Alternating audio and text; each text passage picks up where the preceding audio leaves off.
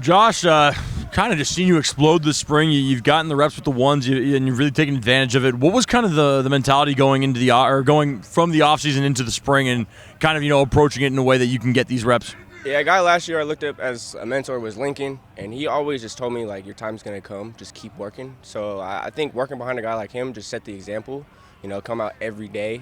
You got to win the game. So that's every day I just come out and I'm like, I got to win.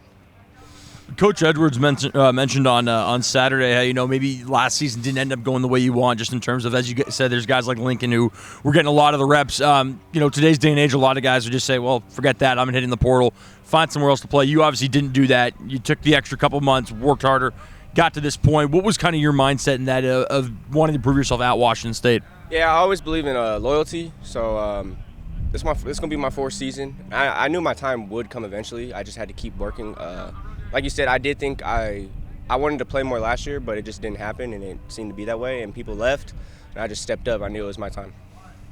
How do you feel like you and John have really connected? It seems like you're kind of one of his favorite targets here, and when you get to the team period and so on. Yeah, last year, so John was behind Cam, I was behind Lincoln. So when the twos were up, it was me and John. So me and John have built a chemistry since last season, and it's just getting better.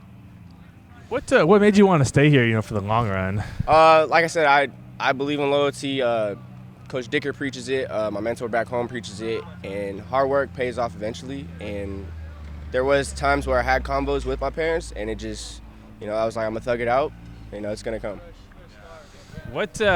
It seems like, for you last year, a lot of what you brought to the table was, blocking as a receiver.